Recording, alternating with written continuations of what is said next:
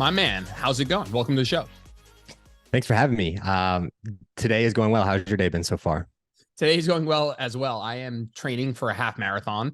And so I'm doing, for the first time, just breaking off of a hypertrophy focus, not breaking off from it as a thing that I'm doing, but turning that down to see how little can I do and still maintain while pushing a completely alternative adaptation. I just finished a run. Fucking hate doing cardio. I hate it. I'm terrible at it. I have asthma. I have all the genetic deck stacked against me in terms of like cardiovascular adaptations. And I've also that's a self-fulfilling prophecy because that means I never work on it because I've always been bad at it. So that blows. Just did a run. I'm disgusting. If you're watching us on YouTube, I'm just a sweaty mess. I got a protein shake, but it's going well. You know, people are talking about this runner's high and stuff, and I have no idea what they're talking about. I just don't enjoy it at all. I can see the fun in it, I guess, but I don't feel it. And I just been a funny thing. And so whatever, small sidebar. But yeah, it is what it is. And so I'm happy to have you on. We're going to talk about a couple of things here, but I want to give you a chance to introduce yourself, tell me selfishly as well, because I know a bit about you, but not the whole spiel. And so tell my listeners a little bit about yourself, what you do, why you're so passionate about this space. Of course. So at this point, I have been coaching online for the last 8 years and been working with individuals in the general population to competitors, men, women, the whole nine, and have been fortunate enough to build out a staff of coaches as well who are coaching online as well. We do a lot of education work on YouTube and with our podcasts and all that fun stuff. And to go back to kind of how I got started would be we started with YouTube videos while I was in college of just documenting the process of being very interested in bodybuilding and what it was like with college and then also working full time. So it was I had 16 credit hours with school. I had 20 to 30 hours of working at the vitamin shop. And then I was also pursuing becoming a bodybuilder. And it was very relatable in that sense. And so we were able to build a great community, a small community, but a great community through those YouTube videos. And that was kind of the origin of things. And even further back, I had a great coach through high school football, actually, who was the strength and conditioning coach who I have a great relationship now and have as a mentor, and those different factors that really got me into the enjoyment and overall just enjoying lifting, as well as the importance of great mechanics within training, because that was instilled in me from the moment I started working out and has been a catalyst for me as I've gotten through coaching. And if anyone is familiar with me who is listening, as well as if you go and check out our YouTube channel following this, we'll find that is the driving force within a lot of our content of just doing things properly and doing things safely and maximizing hypertrophy and all that fun stuff. So I love training. It is something that I have to my core have continued to grow more and more fond of from the time that it got introduced into my life, and very appreciative of that because this is the body of work that I have delved so deep into. So appreciative that I've continued to grow that love and passion since then. Dude, I'm not gonna lie. I've had so many people on the podcast that are like, oh, I was a personal trainer and I'm passionate about lifting and I did some competing and then I became a coach. And let's not, but that just because your story is a bit cliche doesn't mean you're not an amazing coach. You're adding another layer of complete cliche of I worked at Vitamin Shop or I worked at GNC, which is hysterical. If you had to list out the most cliched meathead, like recreational lifter turned meathead, turned competitor, turned coach, whatever. I mean, it doesn't predispose you to being good or bad at what you do. Yes. Hysterical. I want to touch on that for 1 second because I've not had somebody on who's gone through that exact path of tell me a little bit about working at Vitamin Shop back in the day because I've been a personal trainer since I was 18 years old and just have said and done and suggested things that are just absolutely ludicrous. Things that haunt me in my dreams sometimes that I told people. What's the craziest thing that you've sold or believed or some form of thing you look back about that time where you're that was a ridiculous moment? Oh man, this is so to even give a greater context to this, I went to college initially to play baseball. I played baseball for 2 years and then decided that I wanted to pursue exactly what I'm doing now. And my parents said, great, you have to find a way to supplement the scholarship that you're now just throwing away type situation.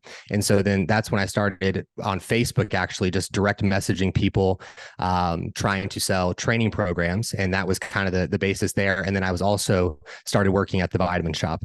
To answer the question with the craziest thing, there was a product, I can see it now. It's a white box with black and orange lettering, and it was something to do with growth hormone, and it was extremely popular, and it had nothing to actually do of increasing overall growth hormone secretion or anything of that nature. But there was a slew of people who very much so thought it was fantastic, and average transaction value was something that was driven into our mind of this needs to be high every single day. And that product, I think, was like $118 a box. So driving up that average transaction, that was a big driver. And so we sold a ton of that. And I was always curious I can't believe people are just continuing to come back, referring their friends to come and get this product, and people are just buying in, because I did my own research on it, and it was like, this has nothing to do with much of anything, but the placebo effect for these individuals was so strong that it just kept selling. So that was probably the most crazy.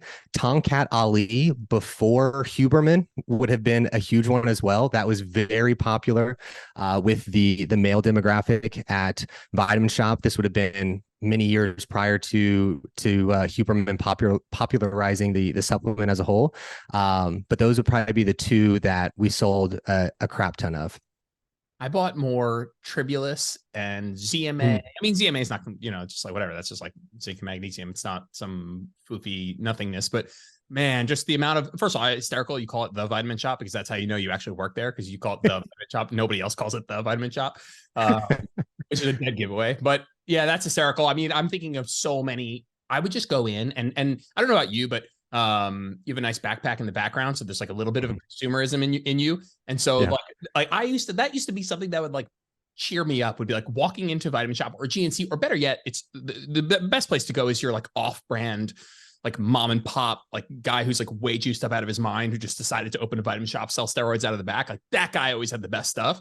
And you would just go in and like for fun, you'd buy like some obscure supplement or like some obscure pre-workout. And you're like, oh yeah, this new pre-workout, it really hits. And it's like either just more caffeine or has like 1,3-dimethyl in it, or, just straight methamphetamine, or just like, I want to say good times, but like mostly like an ignorant time. But yeah, definitely look back on those times like kind of fondly of like, just like a summer of college being like, oh, just go pick up a pre-workout, take like 300 mgs of caffeine at like 7 p.m. for an evening workout with just like no understanding that that's just a terrible idea. And so, yeah, definitely some memory lane there for sure. To speak on the excessive caffeine late in the evening, when we were making those original YouTube videos, we were training at like 11 o'clock or midnight and taking 300 milligrams of caffeine. And honestly, to my remembrance, I slept okay following those evenings. Have no idea how that all worked. But I also think that that's why I'm extremely sensitive to caffeine now as an adult. I very much so abused it at that time in my life. And now it's like, I can only have so much per day. Yeah. You also, it just like wasn't abnormal to like go to bed at 3 and like wake up at 11 and you're just like circadian rhythm was all out of whack, or you're just like voluntary time of, being awake was totally different. I definitely just like would pound a pre-workout, work out at 8, but then like it was normal to stay up till 2 and then sleep until noon. And so, yeah, that kind of does track, I guess. And I don't know, something about being a kid, just like you didn't know, there wasn't ignorance is bliss. You like didn't know that was a terrible idea. And you were just like, would decide to go to sleep and you just could. Yeah. Right. Yeah. Cool. So I actually first found you, ironically, off of, I don't know if we were talking about this after I hit record or not, but you were talking about a YouTube video that gets a ton of views.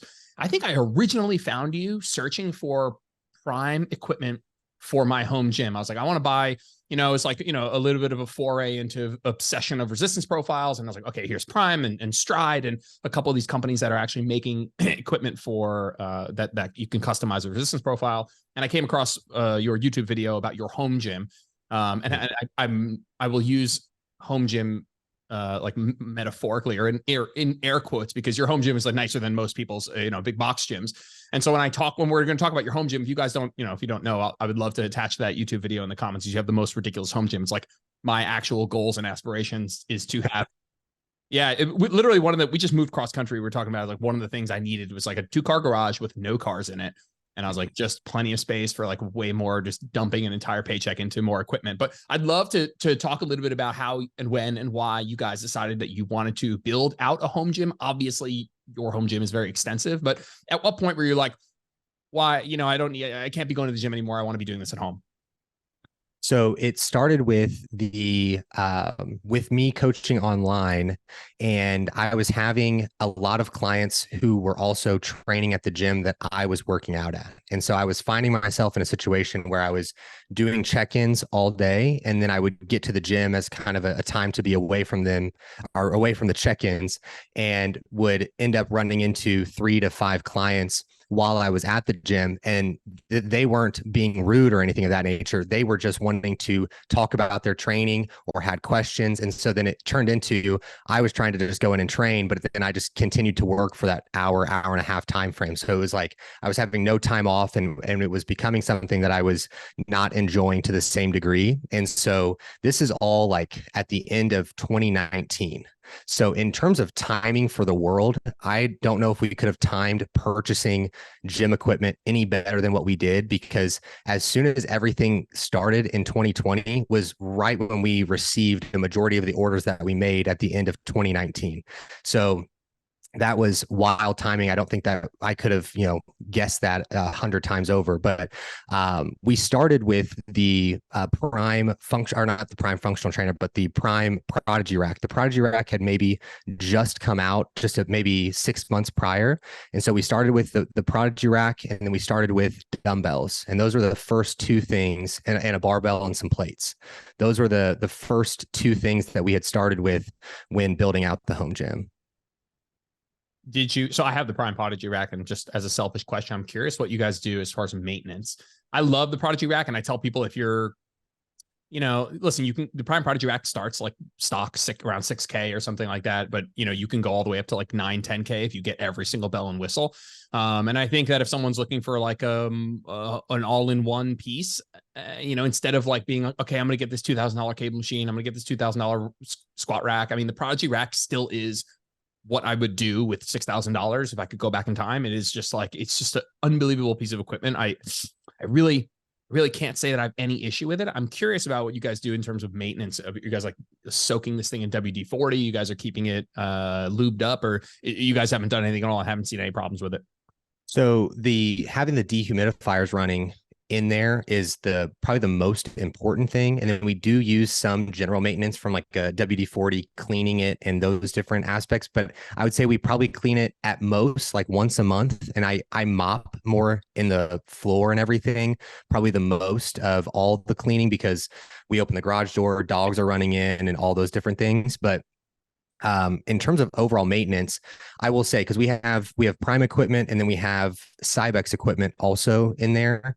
The Prime equipment and the steel and the coating that they use and everything has kept the steel so much nicer, where we've had to deal with a little bit more oxidation and rust within the Cybex pieces more specifically. So that's another thing. The Prime is more expensive, but the quality of the steel and the finishes that they put on them and those different factors are significantly better than a lot of the brands that you would be purchasing similar pieces of equipment from. Yeah, I agree. I've had no problems with it. It's just an all-in-one. It's a jack of all trades. It's Swiss Army knife. It's amazing.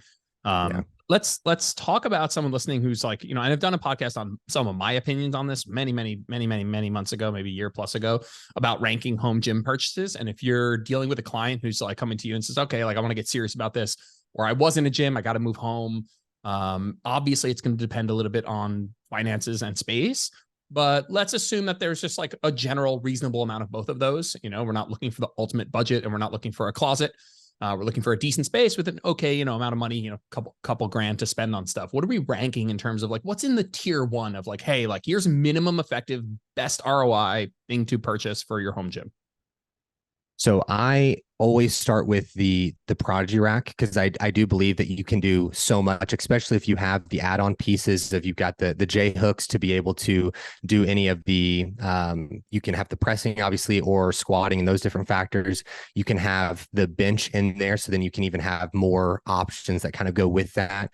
The cables being able to move top to bottom and having the dual cables there is a big help. So that's always the first piece alongside the bench that I would recommend, just an adjustable bench. It doesn't have to be the prime one. I think that there's a lot of great benches out there. It's pretty simple on that side.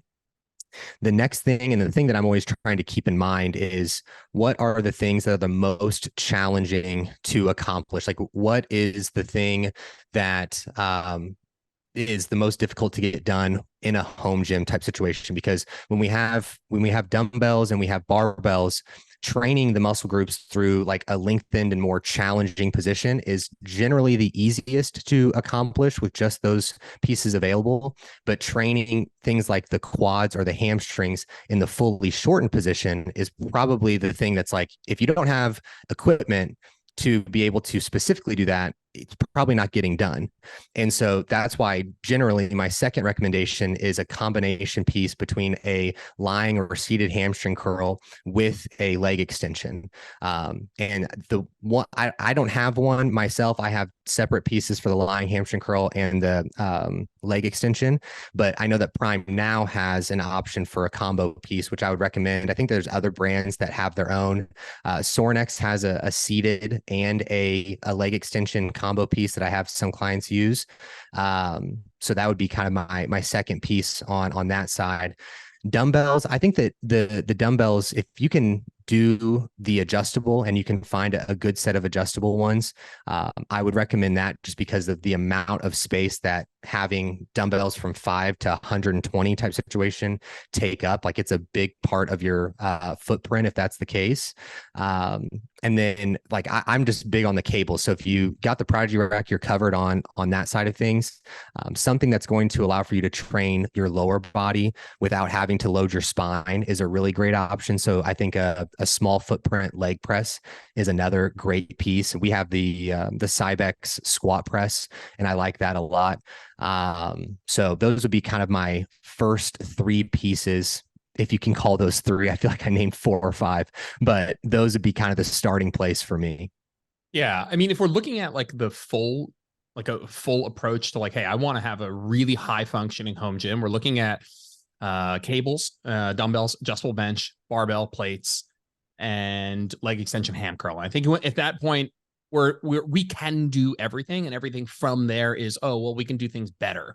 I think, like you said, having something that doesn't load the spine, something that a hack squat doesn't force you into hip flexion, that you can isolate or better bias the quads, are all, that's where I'm at right now at my home gym. I will shout out Xmark, by the way, Xmark, Titan, Rep, all these companies are just like clones of each other, is what I'm realizing. And I have an Xmark leg extension seated ham curl that actually has kind of like a redneck engineering way of changing the resistance profile, which I was blown away that was like a thing that, I'm almost a little skeptical that they meant it that way, that this isn't just a happy accident. Because there's a function where you can take the pin out, and you can, when you're shifting it from leg extension to ham curl, you can actually put a plate on that pin, and it changes where the beginning of the arc of the weight begins. And it begins more parallel with the floor. So it begins in a more difficult position when you're beginning the lift. So it's beginning of a leg extension or beginning of a seated ham curl. And actually just turns out to be like a $700 machine that is both leg extension and ham curl. And you can make it more overloaded in the lengthened position, which, whatever, that's got to be gold derived. But I actually think that you can only make it. The irony is, like, it's not like you can skew it so far to lengthened position. So you end up getting just a really smooth resistance profile that I find is just more enjoyable. Instead of having like every option available to you, it's like, this is either really skewed to the short position, which I'm not really sure if that's exactly what I would want, or having this like really smooth resistance profile. So I've shouted that piece out a million times. I think that that's a good purchase, but you're right. I want to touch on that. Like, there's just God, I run a group program, one for people at home, one for people in the gym. I have a bunch of clients. You do too. I don't know what percentage of yours train at home, but training knee flexion extension at home is just a fucking nightmare. it's a nightmare. And I've come up with every hack. I have band versions and single leg cable versions and, seated cable version, seated ham curl cable with the ankle strap and all this stuff. And it's like, I have clients that are at the point where they have all the pieces of equipment and they are like, should I get a leg extension ham curl? And here's an interesting, just like philosophical discussion that, and you and I were having this actually in DMs of like, should, leg extension ham curl allows you to do an exercise that you can't really do well. So the alternative home options are much worse. But from a just straight up hypertrophy, the actual, from a hypertrophic stimulus, like the amount of hypertrophy stimulus from those movements, let's say for the quads or the hamstrings, probably isn't as, let's use quads, probably isn't as robust as investing in something like a hack squat or a leg press, just because of the, ability to challenge more of length of position in those two ladder machines. And so, you're kind of at a dealer's choice here of like which I would go with the leg extension ham curl and I would suck it up with split squats, RDLs, lunges, all of this stuff. In the meantime, as you save up for something else like that, that's the route I would go. And it sounds like that's the route you would go too, because I find that even though we're in this world of lengthened obsessed, I think just to round out your overall programming from I hate using functionality perspective, but yeah, if we're looking at just doing isolated knee flexion extension, there's just no real, there are ways to do it. There are. It's just like the jump from doing a like sissy banded leg extension where like the band's behind your knees and you do like a half sissy squat and then, stand back up to sitting down in a leg extension is just monumental. Yes.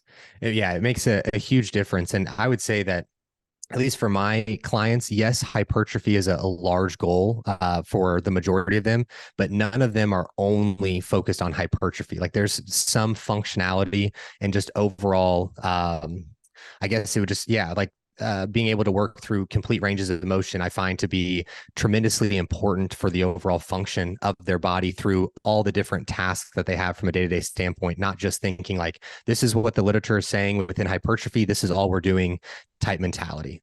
Yeah, absolutely. Absolutely. What are some of, now we've talked a little bit about equipment. I think cables, dumbbells, adjustable bench, and then looking at a leg extension, great place to go. And then, you can have fun with your hack squat or leg press from there for sure. What about knickknacks? What about little things, sub $100 or, whatever, sub 150, things that are small accessories, you could say, that, provide a good ROI that you find that people who are training at home or to pack in the gym bag that you think are like top tier, definitely worth having? So I think that a pair of D handles that you like the grip to, like the thickness, the density, those different factors, can make all kinds of jokes that you want there. But if that would be the first thing that I would have in place, because I know that I'm very particular with the type of D handle that I'm utilizing. Oftentimes at your gym, you're going to have ones that are like the foam ones, and they just don't feel very sturdy as you're pulling through. So I can't remember I think it's Spuds is the brand that of D handle that I have that is like, very dense, like PVC pipe type quality. I like those a lot. I have been an advocate of the Prime rotate handles for a long time, but to be brutally honest with you, as much as I love Prime, the practicality of using them is not as much as I would like to say. Even in the instance of I'm doing a single arm row or a single arm pull down, well, I have to exchange the handle to go from my left hand to my right hand. And the practicality of that, where I've got a D handle that is pretty close to the same and more usable if I'm using like Versa grips or wrist straps, I'm going to pick the D handle. And so there's less instances where I'm using the Prime rotate handles as much as I would have thought in the past. I like having like the ankle cuffs used as more handles for like push downs, or I guess it's really just push downs now that I say it out loud, or like a rear delt fly or those different things. Those are going to be like 20 to 30 bucks. If you are someone who's doing glute kickbacks or anything like that, I like to have a kickback strap that's going to go under the foot, not just on the ankle, because of the force production and being able to actually kick down and those different factors. Those would be three, and being able to have, going back to Prime, they have like a short and a long bar. And I think that there's other brands that have made their own renditions of this as well. But this allows for you just to be more specific to the range in which you're wanting to have the handles and those different factors. So I would recommend that. Those would be kind of the first handful of pieces. Rogue has a hip thrust pad. That's it's a thick pad. I'm not a huge fan of just the foam on the bar, but Rogue has I think it's literally just called a hip thrust pad, that I like quite a bit. And other companies have their own, but the more dense that can be and actually make a difference of someone who's hip thrusting 300, 400 pounds of not bruising up their hips and those different factors is a lifesaver as well. I think that piece is like maybe $50. It is $50. It's like a rectangle. It's, instead of going around the bar, it's more of like a thing you place on your lap. It's like a rectangle pad. It's super duper comfortable, super like whatever, just like makes it less like it's going to crush your pelvis in half. So I totally agree with that. I think you would also agree wedges are definitely in there. Oh yes, wedges. Whether you're doing prime solos, you're getting a decent pair on Amazon, just please don't get a foam pair, no yoga block, no. I mean, listen, man, if you're like doing just body weight stuff, like you're probably going to be fine with the foam ones, but you're probably going to grow out of doing body weight stuff fairly soon and should. And so, yeah, if you get a pair on Amazon, they're like real sturdy rubber, that's going to work fine. I think prime solos are amazing. There are companies now that have made steel ones, have made metal ones. And they work great. And so I love the prime solos. I think they are, again, the cream of the crop, the best of the best. But yeah, if I was like, I threw them in my gym bag for many years and sounds like I'm going to a construction site every single time. They're time. So heavy. I don't mind doing that. But if you're someone who's like, I don't want to sound like I'm going to a construction site every time I pull my gym bag off my shoulder, like just grab a pair off Amazon, like sturdy rubber ones. They're in that like $50 to $70 range. Good choice. The rotate handles are a tricky one because if you don't have Versa grips, they are comfortable. It's like the mag grips. It's like if you don't have Versa grips or lifting straps, I think that the actual grip will be superior on a rotate handle or mag grip than just a D handle or your like gym's bar. But lifting straps are like $9, and I would take lifting straps and D handle over the rotate handle. I mean, a million out of a million times, such that I haven't used my rotate handles in years. And like you said, I don't have to change it out because there's a right rotate and a left rotate. I think the short bar is a great shout. That was one I was going to say. I think the short bar, I'm not against the long bar. I think you're not bringing the long bar with you to the gym. And the irony is, I almost feel like it's like they tricked us. Like if they could have made the short bar a little longer, you'd only need one product. Right. Like the shortest function on the long bar is like, well, if we could make it a little tighter, then we wouldn't need the short bar. And then on the short bar, if we could make it just like 2 clicks wider, we wouldn't need the long bar. If you're going to pick one, I would go with the short bar. I think it's rare you're going to be doing a lot of pulling from out wide. Maybe an overhead pull that wide, maybe. But for the most part, just basically all the muscles of the back are going to get lengthened as you bring your arms closer to your body. Probably a good idea to do that most of the time. But yeah. So short bar is a great shout. I think if you're not interested in investing in the short bar, I think angles 90 are a fine kind of intermediary of like, hey, you can throw these in your gym bag and you can bring, you can kind of have that short bar feel of attaching it to a straight bar at your gym. Wrist cuffs are a new one. I don't know how much you're playing with that in the sense of like delt work. I know that you like them for the push downs. I think that's a cool way of using them as well. Especially the stronger you get, the more beneficial that becomes, just because grip becomes a limiter, just pushing stuff down. I've recently been cuffing up my laterals, behind the back laterals, Y raises, rear delt stuff, and it feels okay. I never had ankle pain. I never had issues in my wrists, but yeah, we'll see if that makes a difference. Is that something you've been exploring with? Yeah, I play with it. Sometimes it feels better. Sometimes using the D handle feels better. I kind of just go back and forth. I think that the argument between the two is a little bit too nuanced for it to matter as much as people want to make it out to be, of like, this is right and this is wrong. It's probably both are somewhere in the gray area as a whole. There was another piece that came to mind. Have you seen they're like a hard plastic, but they go around a barbell and they're like a neutral grip. And you just kind of it like clicks in. Have you used those before? I haven't seen them, but I see them all over Instagram ads. I just get wrecked by sponsored ads with those. Yeah. I've seen a lot of ads for them. I haven't had a specific need for them, but if you were to be someone who only has a barbell and wants to have a little bit more versatility to things, I think that those would be a great option. Yeah. Angles 90 do that as well. The downside of Angles 90 is you can't strap yourself in. So that is the downside of the Versa grip, is you're stuck with just your grip strength, which could be a limiter. The wrist cuffs, I'm finding that the biggest benefit for at least application for me as a coach is shortening the moment arm for clients where the cable is too heavy, even on the lowest setting. So if you, I have a lot of clients who probably listening to this right now that want to do a behind the back lateral raise, a wrist height lateral raise, single arm Y raises, but their cables on the lightest setting is still too heavy for them to do, more than 3 good quality reps.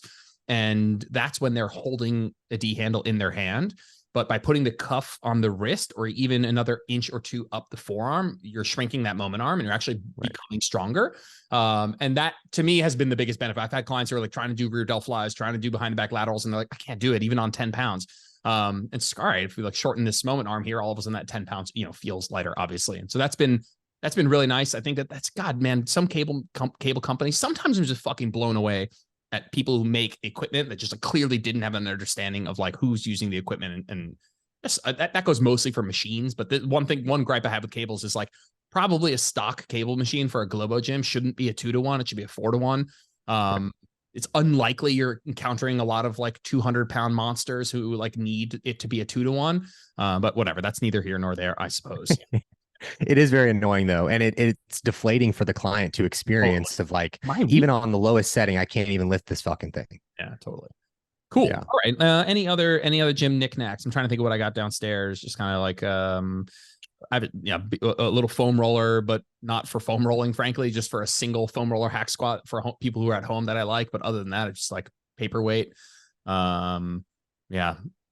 If anything else, I mean, if you're doing dips or pull-ups or things of that nature, having a weighted belt of some form. I think there's a really nice one on Amazon. This is another one where I haven't spent a whole lot of money on it. I have kind of like a cheap one from Academy Sports or whatever, but there are some nicer ones on Amazon that would be useful for sure. Nice. Cool. Let's do a little pivot. So you train, most of what I see from you on social media, at least, is training a lot of competitors. And, I'll be blunt. I'm not like, I'm not in that scene. I don't have an opinion on it either way. I think live and let live, and people who love doing it, I love it. No, God, absolutely support people who are enjoying themselves. But you as a coach, I'm curious what sort of advice, because it sounds like you also have non-competitive clients. What is something, and I don't mean to put people in a bucket of competitor or non-competitor, but having a hand in both, what would you say is something that each camp could learn from the other? Like a Gen Pop client trying to go about their health and fitness and, whatever, feel good, versus a client who's like, I'm trying to eke out every single ounce of gains and fat loss I can. Is there something that you think each could learn from the other? I think that the non-competitor could learn from the competitor that tracking the variables is important and will give reason to why the things are working or why the things are not working. Because with competitors, it is like being very meticulous with every single detail, to a fault more often than not, where it becomes more of an issue than a benefit. And you've got to be able to backtrack a little bit.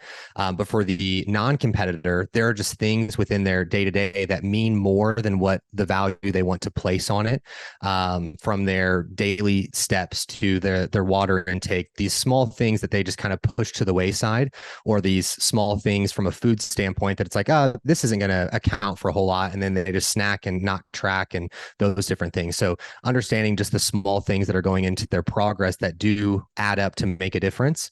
The competitor could learn from the non-competitor to not be so focused on how they look at all times, right? It's like with majority of my competitors, it's a large part of that coaching process is working with them through mentality and getting them to a place where we're not being so hard on ourselves for every single thing, and catching ourselves in this weird angle at a restaurant and being like, I look terrible, we need to get into a diet, or whatever the situation may be. So there's a lot of just emotional side to the competitor that I don't have with my non-competitors as much, because they may not be seeing themselves in that same light, or what have you.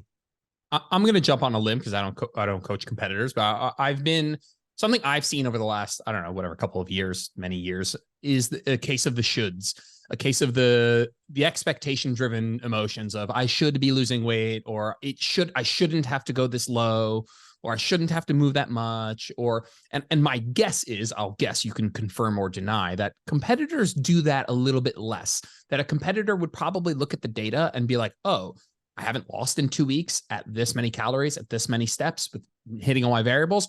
I guess I'm not in a deficit. And if I'd like to be, I guess I need to go lower. And whereas like a Gen Pop person, I think will get caught up a little bit more in the, well, I shouldn't have to go that low, whatever their expectation is, skewed by whatever they see on social media. But I feel like there's a little bit less emotional attachment to the actual number of calories one is eating, and more objectivity around the data, and the data driving a decision that needs to be made. Do you see that? I would actually say that the are happening maybe just as much, just in different ways with competitors. Now, the competitor who is more seasoned and has had a greater experience, has competed more times, and has a better understanding of exactly what's going on is not going to have as strong of a case of those. But you could probably say that about someone who has had a greater experience within their fitness journey, that they're not going to have the case of the shoulds as much either, because for the early competitor, they're going to have a lot of comparison to other competitors online, other coaches online. And if they're spending a ton of time on social media, find themselves in a situation where they're just constantly comparing to different variables and these snapshots of moments for other people. Same thing goes for the lifestyle individual in a different realm type situation. But I would say that for the early competitor, even more intermediate competitor, they find themselves in that situation where, in my last prep, I was at this point. Why are we either not at that same weight? Why are we ahead, or why are we behind? Whatever the situation may be, and just comparing too often and not just looking at the immediate data that's in front of them and the things that can be worked on at that time. I am fascinated with this because I feel like it has turned into a very, maybe it's always been the case, but it's turned into like a very obvious roadblock for people, which is this emotional attachment to what the expectation is at this many calories based on what the calorie calculator said, or what their friend did, or what they did once, or what their friend, whatever, somebody around them, what they've heard. So that's clearly happening for you too, where you're like, oh, you're dealing with someone, oh, in my last prep, I was at this many calories, I was this weight, or I was losing at this rate. How are you navigating those discussions with people to kind of bring them back to a focus on objectively what is happening in reality versus this kind of like attachment to what they think should be happening? So oftentimes when this comes up, I think that they're just too zoomed in on a particular component of their progress. And so oftentimes I try to zoom out and give more of a full picture of exactly all the variables that are going into their progress, whether that be from a training perspective, their sleep, their stress, whatever the thing that is contributing to what they're bringing up. I think that it's important to go through all the details and educate on all the contributing factors so that they can zoom out as well to get a better glimpse of exactly what's going on, because more often than not, they're just too honed in on one variable and hanging their hat on that being the deciding factor if they're passing or failing of their progress or anything like that. And once they're able to see all the things that are contributing, and probably one of those things that are contributing being a bigger issue or thing that they're not focusing enough on or making happen or falling short of on a day-to-day basis, then they're able to find better reasoning as to why the thing isn't necessarily working, relative to being like beating their head against the wall of, oh my gosh, I'm so focused on my weight. Why is my weight not moving? But in reality, as we zoom out, it's like, well, your steps are very low on a regular basis. You're not doing a great job with your sleep. Your digestion's in a poor position. We've got a lot of things to handle that would be contributing to this weight loss if we could get these things in order. Yeah, that's fair. I think kind of, I don't know, that you have two options. You can go as a coach. You can be a detective and be like, okay, well, why is this not happening? What, like you said, let's look at these other variables. Let's both look at potential reasons why you're not in a place you think you should be. And let's also talk about, so you have a couple of options. You can highlight kind of more of a detective. Hey, let's look at why you're not where you think you should be. You can also look elsewhere for places for positive feedback. And so you can kind of deflect from that one variable and be like, hey, but these are actually things that you're doing really, really well that we could focus on more, and almost like distract you from this. And in the hope that over time, actually things do kind of come out in the wash and things work out well. Or you can actually deflect. I'm curious, what your thoughts are on how you would distribute the communication structure with this person of like, yeah, but there's also an element of like, we're wasting time worrying about what should be happening instead of acting upon what is happening in our current reality. And I always am torn because there's always an opportunity to do what you just said, which is let's get, your sleep's not perfect. Let's dial that in. Your nutrition, your micronutrient intake's not perfect. Let's dial that in. Have you been getting your steps in? You getting outside? Are you doing your mindfulness or whatever? Like, you can go down the route of like, all right, let's turn these knobs. Let's make sure the knobs are up. But like, do you also find yourself like bringing the conversation to like, yeah, while we do that though, we're crying over spilt milk. We're fighting things that we can't control. We kind of need to be operating with how many times are you taking on a client that came from another coach? And it's like, oh, when I did this with another coach at this point, I was here. And you're like, all right, well, like, what are we supposed to do with that information now? We still need to act on what's going on here in reality. Are you finding that it's not a struggle, but like you're trying to figure out, all right, how much time do I spend on making sure these knobs are turned up? And how much time do I spend on keeping, my client kind of lasered in on the reality of what's happening and living in that world?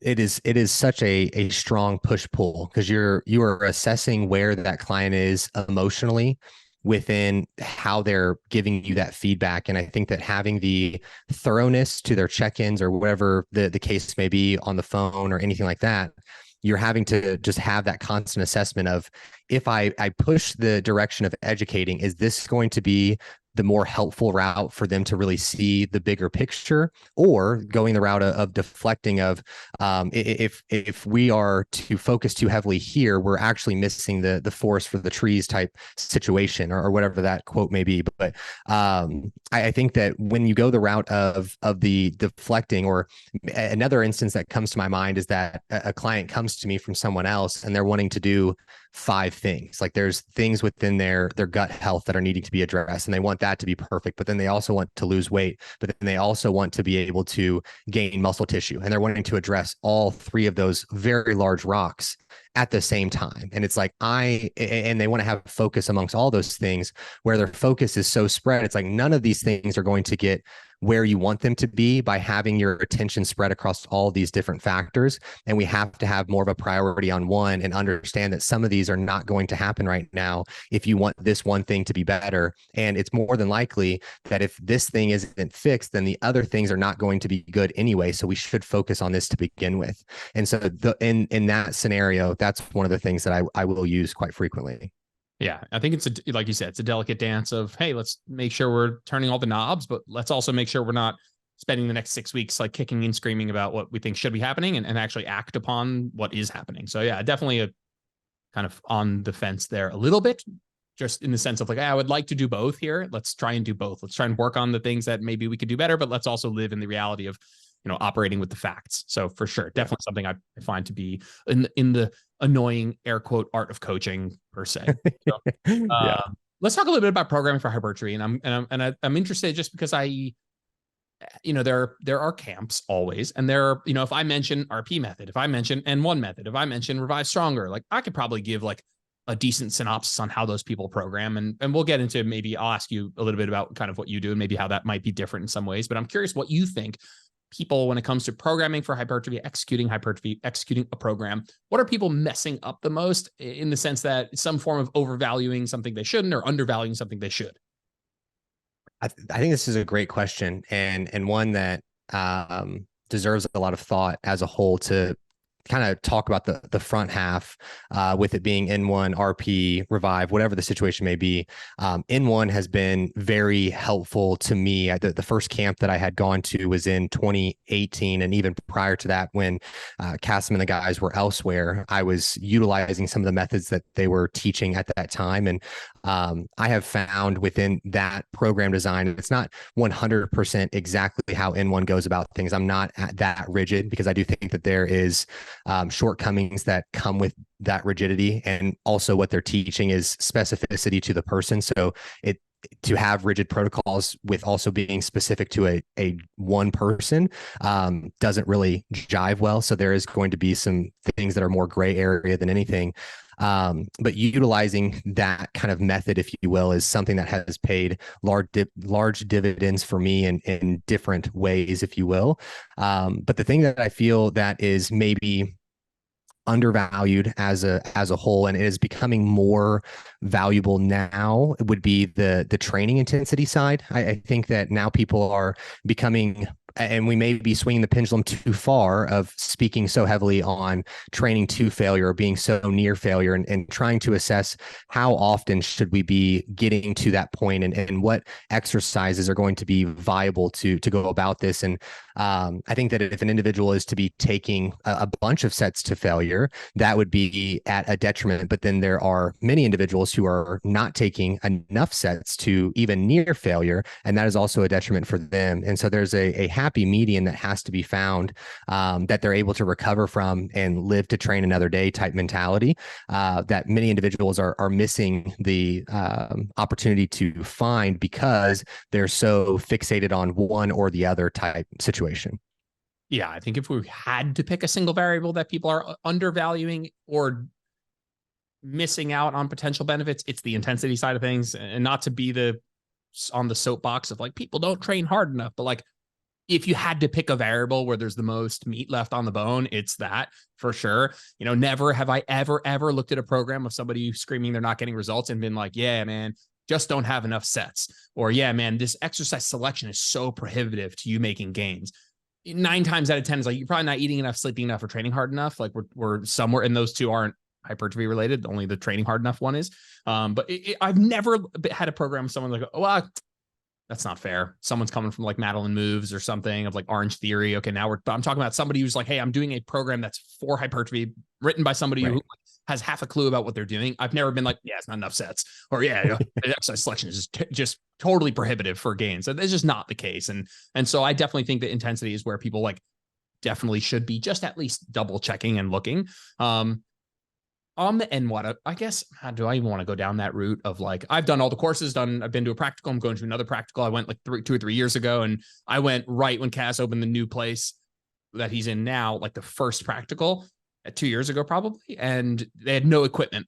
And so I was like all excited. And then not that it wasn't great, it was awesome, but like I didn't get to use any of the awesome equipment. I'm like, fuck, man. Like we were talking like, we're on the gym floor, but we only had cables. And okay, great. It's still awesome. But I'm like, I didn't pendulum. I didn't do any of the other prime equipment. I was like, all right, I got to go back and just for fun, just do that again, just re-up on some education. So that's fun. But I'm curious if there are things that you've taken from their maybe deloads, change of stimuli approach that you do or don't apply in your own programming. Yeah. So and this was another thing that I think may get a little overvalued for the N1 crowd is utilizing the exercises that they are like popularizing, whether they be just small adjustments to particular positioning or what have you, and getting too caught up in doing the most recent type of exercise that they are putting out and getting fixated on perfecting those relative to just getting really good at contracting the tissue and being able to take it through a fuller range of motion and those different factors. And so romanticizing the nuance of the different types of exercise they come out with, I think is a little bit overvalued, and more so bringing it back to the middle ground of like, let's just execute really well with a lot of great movements that you feel strong in, that you can execute well. To answer the latter question, I think that within the structure of things, I do utilize the metabolic training as well as utilizing the neuro training. In my thought process, I am using those to get us back to the hypertrophy training of whatever the shortcoming is for the person that I'm working with. So if they are someone who has not spent a lot of time in lower rep ranges and really challenged themselves to get to that intensity threshold, we'll be spending more time in neurological or strength-based training to improve that skill and that trust and confidence in themselves to be able to use those heavier loads, because it is going to be such an important piece of the hypertrophy training and getting the most out of it when they get to that particular stimulus. And then the same goes on the opposite side, where an individual who really struggles from an endurance standpoint and starts to feel fatigue, after 6-7 repetitions, and like, no matter what the weight is, I'm way too tired, my heart rate gets too high, or whatever the situation may be later into that set or later into the entire session, where they're really tapering off in overall strength and those different things, then I spend more time with that metabolic training, potentially of working to get them into a better capacity to withstand fatigue and those different things. So those would be the main ways. But then when I'm looking at it in the general sense of someone who is great with strength training, great with endurance, then I'm using those instances as more of a deload when we're chasing overall hypertrophy. What would be something that would, I know that you mentioned a couple of them, but like on either the neuro or the more metabolic side, which let's just for now say a much lower rep range, maybe a higher rep range, more superset, more systemic stuff. Are you waiting for a specific marker of, ooh, we should go this route, or a certain piece of feedback like, ooh, we should dip out of hypertrophy here? Or are you doing it more proactive, or I don't want to be proactive or reactive, but like what piece of, yes, I know we're coming up on an hour, so you cut me off when you're good, but I'm curious about like, all right, when I hear this, I think, all right, it's time for that. Or are you like, hey, every fourth cycle, we're just going to do a neuro cycle, whether or not you need it. We're just going to be like, hey, it's not a big loss in terms of gains. There's probably some benefits. There's psychological benefit of some novelty potentially, and the cost benefit of worrying about waiting for you to present that feedback versus me being proactive with it and exposing you to something new. Like, are you waiting for a piece of feedback from the client to say, all right, it's time for us to do something slightly different? It's a great question. So when I first started kind of, taking all the courses and so on back in 2018, I was trying to be very proactive because honestly, and I want to say at that time, that was something that they taught more so of like, be out in front of it so that you can continue to make progress. And I found that from working with so many different types of individuals, as well as training ages, the equipment that's available, all these different factors, that being proactive was honestly wasting my time as well as making it more confusing for the client to work with. So what I was running into is that the first week or two was spent with them acclimating to the exercises, making sure that their execution was in a good place. What weight am I utilizing for this rep range with this rest period? Am I supersetting this with anything? So on and so forth. So those first week or two, they were not really having full great sessions. And then week 3 would come around and now we're finally having a good week of training. And I may have pulled them out in week 4. And it's like, well, we had no reason to come out of that quickly. But in my mind, it was like, well, we've been here for 4 weeks. Let's make a progression of some sort or pivot out of this stimulus or what have you. And so I've gotten to a place where it's been more reactive to the data as a whole, and paying attention to their recovery, where we're at within their training performance. How are we feeling through the training? Are we seeing progression within load selection? Are we feeling like we're getting stronger? Do we feel like our recovery is better from session to session? How are physique photos looking? And those things, those play a large role for us. And then speaking to some of the things that I spoke about when I was selecting between the strength or the metabolic training, things that they were running into of like, man, I feel like I'm tapping out too early in this set. I feel like I have great control and I'm going from an RPE of 5, and then 1 rep later, I'm at a 9. It's like, okay, we've got some endurance type work that needs to be accomplished for you to have better results in this training. And it's probably good for us to pivot out of this and work on that now. But even for newer clients, and I think that's one thing that has been so helpful for newer clients coming in, is that wherever they've been within their training, coming to us, whether that, and most of the time it's, I'm training 3 or 4 sets, 10 to 12 reps. I have kind of like a push-pull leg set up, or I have upper lower split that I have, but I don't really have anything that's set of progression. I just go in and do the same rep ranges, same set volume, those different factors. Being able to put them into kind of like a descending rep neuro phase is generally my first approach of having a lot of success, because they have a general idea if they're at 10 to 12, if they know what they would do for 8. And if we can descend that down to 4, they can kind of get a feel for, okay, I feel better at 8, and then I can add a little bit here to go to 6, and then I can go down to 4 and really push for overall strength progressions and have a better trust that I can handle these higher loads throughout these different exercises. Yeah. I will pose a devil's advocate alternative perspective that is shadily just my actual opinion, is that I love everything you just said. And I bet you there's amazing results. And I trained this way for a long time under N1 guys, of just being coached by them. And, Dude, the idea of progressing into lower rep ranges to expose people to higher loads for confidence and for obviously neurological efficiency and the things that are going on under the hood. We break into psychologically and physiologically. Psychologically, it's been massive. Just watching people go from 10 to, coming to you to doing 12 to 15 or 15 to 20 to 10 to 12 to 8 to 8 to 10 to 6 to 8, 4 to 6, being like, wow, like I feel more confident getting under the bar, air quotes, with that much load. And, I'm not nervous about it feeling heavy. I feel confident in myself, and that confidence, both psychological and physiological, building that efficiency, mega helpful. But I'm incredibly skeptical. And in a way that I also think the conversation we're having currently and the words that are about to come in my mouth have no actual bearing on 10-year progress. But the idea of spending a notable amount of time doing something that is objectively worse for hypertrophy, with the pretense that that time will then potentiate a greater net gain over the long term, is a really tough thing for me to rationalize. And so I fall back on, like, again, the cool part is what we're talking about here, whether or not you take an approach where it's like, hey, I'm going to put you through a 2 to 6 week neuro phase here, because I think that phase will provide you with an adaptation that will potentiate over the long term greater hypertrophy gains than having had spent that time doing, let's say, bread and butter, mechanical tension, whatever hypertrophy work, is an intellectually stimulating argument, but probably doesn't matter to somebody training over a 10-year period. But I love the idea of, hey, if we just take a step back and say, okay, maybe it doesn't really matter a whole lot in terms of gains. Somebody trains 10 years and they're alternating between stimuli, maybe 75% of the time, maybe bread and butter, transduction, mechanical tension work.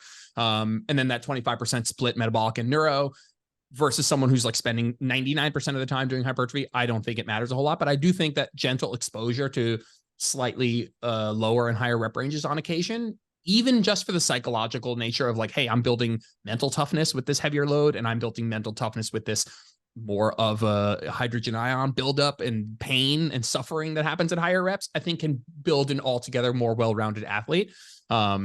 And so, yeah, I think that all tracks, and whether or not you're doing it in like a rotation of stimuli proactively or reactively, or you don't do it at all, but you mix it into a bread and butter hypertrophy program. And I'm not talking about a kitchen sink where you're doing singles and 5s and 10s and 15s and 20s, talking about more logical, more appropriate distribution of that stuff. I'm not sure it matters. I think it's intellectually super stimulating. I'd say over a 10-year period, it probably doesn't matter. And I would say it probably becomes more important in your clientele who might be really in the margins of I need to scrape up every gram of muscle growth over this, and I really need to be managing fatigue because I don't have a lot of calories, and I'm trying to diet to like dick skin leanness, but also try and get a muscle retention stimuli. And so yeah, that was a bunch of word vomit. I skeptic is such a negative word, but it's not my preferred method to utilize full on phases of a different stimuli if the goal is hypertrophy. Unless I have a client who genuinely is like, hey, like I like doing that stuff. I'm like, oh, fuck yeah, we should totally do that. Right. But yeah, I think that there's room for, again, kind of like just getting off to it intellectually, because I think that we're never going to know, like there's never going to be a good enough study that's like, hey, these people ran, hypertrophy straight through with routine deloads versus, more of like an RP deload style or something. And these people did this, we're never going to have a large study that actually parses this out. And so it is interesting to talk about, but at the end of the day, if it's like, hey, I have my client training hard, and I don't want to be that guy either. I've been known to be that guy of like, oh, it doesn't matter. Just train hard for 10 years. Like, it's not that simple, but I think there is an element of like, hey, round up the 10 most jack dudes in your gym. And it's like some Gold's Gym Jack Dude Blue Zone, where you're like, what are the commonalities between the 10 most jack people in your gym? And it's probably like a ton of really hard training, food, and no major injuries, and then, whatever you and I do with our athletes, it's like, how do I get them to do that? Right. For sure. I'm curious. I don't want to take up too much of your time. I'd be interested. I asked you this. I'm not sure. I think why this came to mind is a question for you. I've never asked this on the podcast, but you seem like somebody who's at least in a similar way to me. Like, I'm on the ball. I'm always looking for something that might have a fringe benefit, that might have a small marginal benefit. And I'm never straight out of the gate shutting anything down. I'll do my own research. When I say do my own research, I'm not just saying, oh, I'll do it myself and see what happens, but that's certainly part of it. I'm curious, what's something that you might either believe in, or I would phrase it more like something you take a flyer on in the hopes that it might do something, which is how I phrase most supplements, frankly.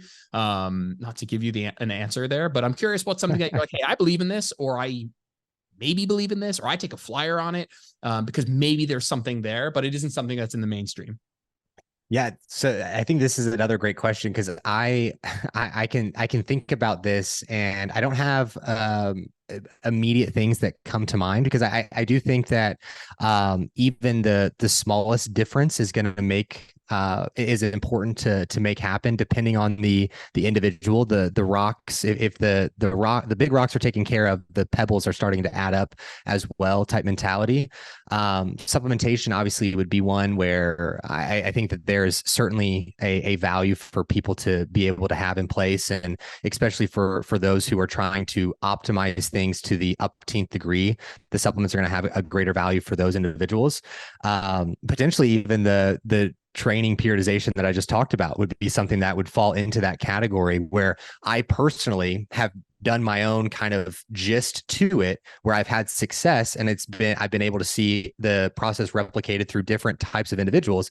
So I believe in it, but I also would say that if we were to put it into practice, it's so individualized to the person that it's very difficult to try and articulate of do this for 12 weeks type situation, because we are being more reactive to what the data is showing us. And so it's really only able to be utilized in a one-on-one setting. It's not something that could be utilized on or best utilized, I should say, in a grander, like group coaching or selling a program of do this and this is going to get you X result type situation.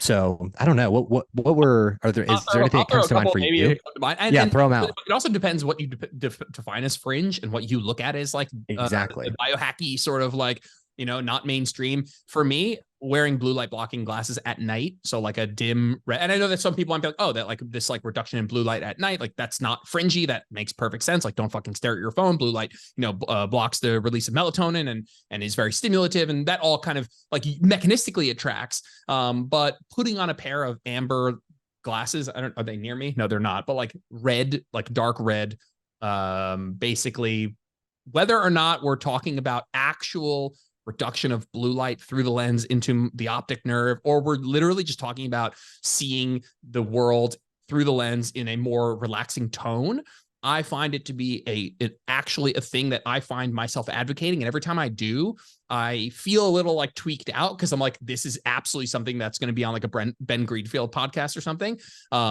And so wearing blue light blocking glasses at night. And some people, again, might be like, no, actually that's not fringe. That makes a ton of sense. But I have found a profound benefit on nights I wear that. If I insist on watching TV, or I insist on reading on the Kindle or something like that, or I'm like, I wear the blue light blocking glasses and I pass out like immediately like a baby, versus like I'm staring at the blue light straight on and I feel mega stimulated. Another one would have been breath work. And that is like, again, potentially not fringy and not biohacky, but small, kind of in the fringe stuff that no one does. But spending, 3 to 5 minutes, which is literally no cost in time, but whether that's box breathing or any other sort of, honestly, I think that the benefits of any sort of intentional breathing pattern with an emphasis on, intentional long exhale, from a parasympathetic, like vagal nerve sort of stuff, like, can be beneficial. And so that's something that I think, again, on the fringe, I'd be like, hey, like, this is actually meaningful, even though it sounds like it's on a Huberman podcast or something. Like this actually does seem pretty meaningful. Sunlight in the morning. Again, these might not be fringe. And again, another kind of like blue light circadian rhythm related thing. But again, that is something I've experimented with myself. And I'm like, what happens if I like get out every morning for 20 minutes and I sit in my backyard, and face the sun, and I answer DMs or something like that. And again, have noticed some form of difference in energy throughout the day, and also ease in ability, like sleep latency and ability to fall asleep. So those are the 3 that I wrote down. But again, depends what you mean by fringe. Those might be things that you are like, yeah, dude, I nod along with those.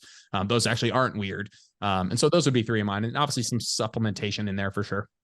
Yeah, the blue light, I mean, the one test that I often do for clients is that I will have them wear the blue light glasses for a couple of hours and then continue to watch. If you guys like, if a client is watching TV or a movie, and they've had them on, just take them off for like 5 minutes and you're going to feel like much more excitatory through your mind, at least, and be more awake than what you just were. And I think that that's enough of a test of like, you see the difference in that small amount of time. I think that there is some value that's there. I find it to be tremendously important, especially with so many of us just staring at a computer screen or TV or phone such a large part of our day, that there's got to be some impact in a negative way to our visual health of some way. And so having the blue light blockers is fantastic. I also think that waiting to have caffeine in the morning, I think that that's another one, if possible, which I think that there are a lot of people that it's like, dude, you're crazy. I don't have the 45 minutes to an hour to wait to have caffeine. I need to get up and slam this right away, So I think that having that little bit of time in the morning where you're just having some water, some electrolytes, potentially getting the movement, coming back, and then having the caffeine, I think that there's a legitimate difference in how the caffeine is sustained, of the energy that's helped to attain or to be utilized following the caffeine consumption relative to just having it right out of bed. I think there's a much harder crash in doing so. Yeah. What was the other one you said? On that caffeine thing, I think that there's like we can get into the adenosine stuff. We can get into this sort of adenosine cortisol flip and letting, we can go through that. But even just anecdotally, I think the way you feel when you roll out of bed versus the way you feel like 45 minutes later is so notably different, that if you just allowed yourself to be tired for those first 20 minutes, like, you wake up rapidly. And so it's kind of like that way you feel when you roll out of bed is a lie. Almost like it's like, all right, give yourself a sec before you really assess the way you're going to feel. And so I don't necessarily time it, but I spend the first hour of the day with my dogs. We can shout out to the dogs here. We can just say what's up.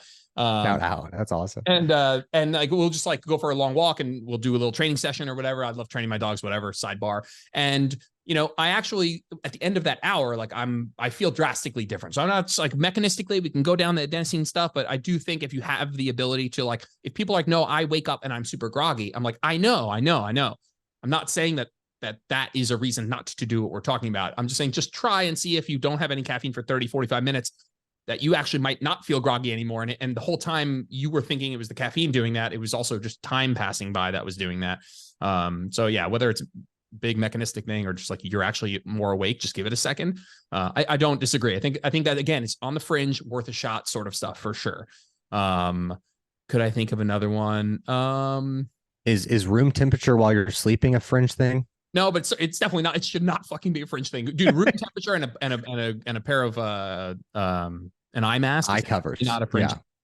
Should not be a fringe thing. Go broke on your air conditioning, people. I'm telling you, just fucking go broke. 64, 66, whatever, 62. I've heard people go lower. I mean, there's obviously, it's an upside down U. There's such a thing as too cold, I'm sure, but that's definitely, I'm with you. Whether it's fringe or not, I'm with you. I'm nodding along with that too. Yeah, I'm definitely nodding along with that too, for sure. Yeah. I'm trying to think of any other ones. I'm sure that your listeners will be able to chime in, whether they're on YouTube or whatever platform they're listening on, to give us other ones, because I have no issue with giving my opinion on anything that would come about, I suppose. Yeah, I think green supplements is in there, where you're like money spent on something that's like more of like you're praying, you're kind of fingers crossed it's doing something. I'd say a lot of supplementation is that way, frankly. I'd say that there's probably a top tier of supplements that are reliable in doing something, but another, like, I will tell you right now that there's whatever. I'm a Legion sponsors me, and so I take the whole fucking gamut of Legion supplements just because they're free. But like, I wouldn't, in the same breath, recommend everyone spend all the money on that, because I would break them down into more reliably doing something versus less reliably doing something, for sure. And the greens is something that I'd put in the greens is interesting. I don't know if let's talk greens powder for a hot sec. Yeah. I got 6 minutes, by the way. We can just do greens powder here, but I won't make it a leading question. Give me your thoughts. So with the greens powder, I'm a in between on this. It's something where I think that there is value to the nutrients that you're going to be consuming from the greens. Do I think that it's a supplement that should just go on everyone's list as soon as they start working with me? No, I don't think so. I would push more for getting fruits and vegetables into their day, And then if we feel as though that's still not sufficient, if we were to look at blood panels and be able to see things are still in a deficiency of some vitamins and minerals or what have you, being in that place, or they're in a very immune compromised job, or because of other stress markers, they are immunocompromised in some way, then maybe I would throw the greens in there. I would throw further immune support in just to have all of our bases covered for that particular individual.